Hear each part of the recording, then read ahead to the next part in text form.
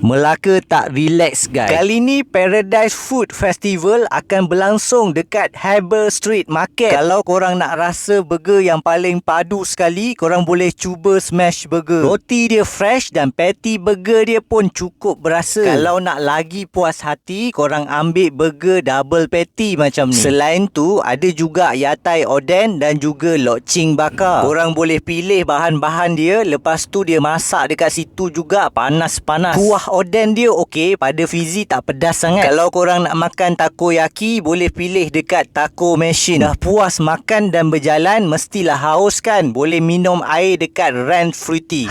Yang ni pun famous juga tau. Pogedel by Afira Ghost. Isi bergedel dibalut dengan kulit popia. Serius, memang sedap sangat makan dengan kuah kicap dia. Satu lagi air mangga yang betul-betul manis, berkrim dan berlemak. Korang boleh cuba dekat Mango Blend Smoothie. Dekat event ni akan ada ramai lagi influencer dan juga artis yang buat persembahan. Sebenarnya banyak lagi gerai-gerai yang famous dan juga makanan yang viral ada dekat sini. Pada korang yang nak luangkan masa bersama dengan keluarga dan kawan-kawan, nanti korang datanglah dekat Paradise Food Festival dekat Harbour Street Market, dekat je dengan Masjid Selat. Event dah start tau, dari 7 sehingga 11 Januari. Jumpa korang di sana. Let's go!